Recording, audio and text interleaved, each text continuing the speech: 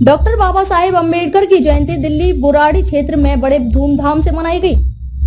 आपकी अपनी party peoples के राष्ट्रीय अध्यक्ष एडवोकेट रामवीर चौहान ने अम्बेडकर जयंती के अवसर पर और क्या कहा। बाबा साहेब भीमराव अम्बेडकर के बताए हुए मार्ग पर सभी चले।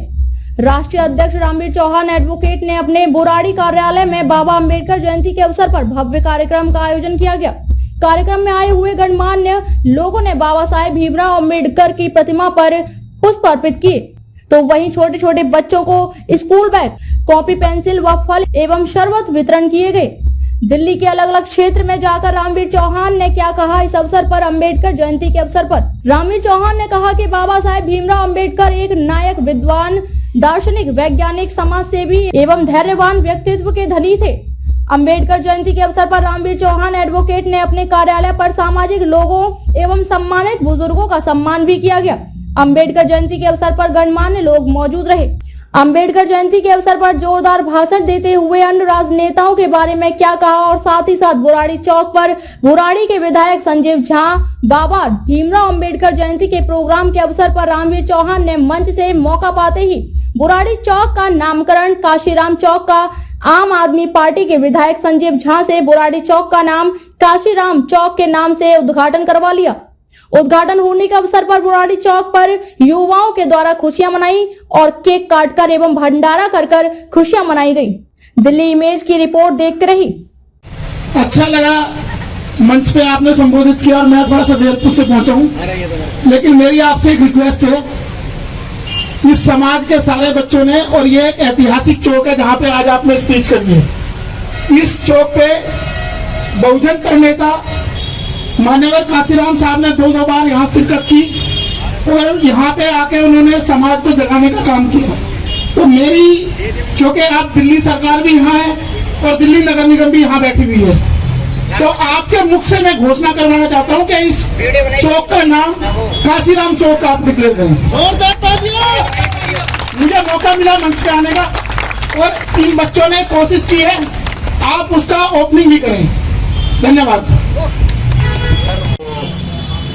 बाबा साहब के चरणों में नमन करते हुए सभी को एक साथ मिल करके चलना है और आगे बढ़ना है। हमने अपने देश को आगे बढ़ाना है और सभी का योगदान बराबर का रहता है। तो भारत माता की जय, वंदे। आइए उनका स्वागत करता हूं इस कार्यक्रम में। साथ साथ प्रत्येक वर्ष की भांति हम लोगों का एक प्रयास रहता है कि किसी भी तरीके से, जब देश में इतनी सारी जयंती हर रोज मनाई जाती है, तो 14 अप्रैल को भी जो इस देश के वंचित लोग हैं, जिनको अधिकारों से वंचित कर दिया गया था, उन लोगों को भी हर्षोल्लास उमंग के साथ कार्यक्रम मनाने का अवसर दिया। और ये जयंती सिर्फ इसलिए नहीं है कि कोई प्रसाद वितरण हुआ या भंडारा वितरण हुआ, ये जयंती सबक लेने के लिए है कि जीवन का संघर्ष, अगर कुछ लोगों को जन्मजात अधिकार मिले, कुछ लोगों को जन्मजात संपत्ति मिली, लेकिन कुछ ऐसे भी लोग हैं इस धरती पर जिनको ना जन्म से अधिकार मिले, ना जन्म से संपत्ति मिली, और उनको मानव होने का भी दर्जा नहीं प्राप्त था। वो मानव होते हुए भी मानव नहीं थे।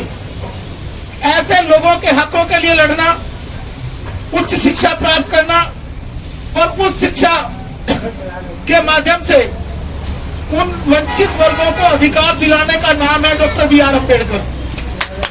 बाबा साहब डॉक्टर बी.आर. अम्बेडकर को महामानव कहा जाता है। वो इसलिए कहा जाता है कि जिन व्यक्तियों के बारे में, जिन विचारों के बारे में पूरी पृथ्वी पर, खासकर भारतीय समाज में किसी ने सोचा भी नहीं था कि इनको अधिकार मिलेंगे, आज हमारे देश की महिलाएं फाइटर जेट उड़ा रही हैं, देश की प्रधानमंत्री बनी है। वो सारे जो अधिकार हैं, वो अधिकार धार्मिक पुस्तकें हमें नहीं दे रही हैं, वो संवैधानिक अधिकार है जिसमें गैर बराबरी की व्यवस्था को खत्म करके समता मूलक समाज की स्थापना की बात करी गई और उसमें कहा गया जो भारतीय संविधान बाबा साहब को, क्योंकि ड्राफ्टिंग कमेटी के चेयरमैन थे वो, जो भारतीय संविधान की लिखाई हुई है, भारतीय संविधान के प्रत्येक क्लोज जिसको हम आर्टिकल बोलते हैं, हर आर्टिकल पे जैसे संसद में आज हम किसी मुद्दे पे बहस करते हैं, ऐसे ही एक संसदीय समिति थी जिसके अध्यक्ष डॉक्टर राजेंद्र प्रसाद थे और जो डॉक्टर बाबा साहब डॉक्टर अंबेडकर ड्राफ्टिंग करते थे, उस ड्राफ्टिंग पे संसद में बहस होती थी। संविधान सभा में बहस होने के बाद उस आर्टिकल को एक्सेप्ट करना रिजेक्ट करना संविधान सभा का काम था। तो बाबा साहब को हर विधानसभा सदस्य का जवाब भी देना था। उस कमेटी में जो लगभग 500 के करीब सदस्य थे, उसमें उन सभी का जवाब देने के बाद संविधान में इन अधिकारों को इंगित कराने का काम डॉक्टर बी.आर. अम्बेडकर ने किया। इसलिए उनको विश्व विभूति कहा जाता है बाबा साहब को। देखिए, वो आपने कहावत सुनी है ना, जो दूसरे के लिए गड्ढा खोदता है वो खुद उस गड्ढे में गिर जाता है। राहुल गांधी ने जो वो ऑर्डिनेंस फाड़ दिया था मनमोहन सिंह की सरकार में, और उन्होंने दूसरों की सदस्यता खत्म करने के लिए बात करी थी, आज वो खुद कांग्रेस उस जाल में फंस गई है। अब कांग्रेस जाल में तो फंस गई है, कांग्रेस जमीन पे किसी के लिए काम नहीं करी। कांग्रेस ने पहले ही दिन क्यों नहीं आवाज उठाई इस बात के लिए?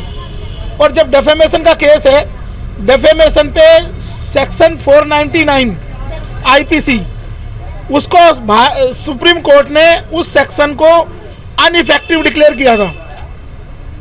शायद कांग्रेस के बड़े बड़े विद्वान वकील इस बात को नहीं समझ रहे हैं कि डेफेमेशन के क्लोज को अनइफेक्टिव डिक्लेयर किया था। उस पे सजा कैसे हुई ये तो कांग्रेस बताएगी या जज साहब बताएंगे।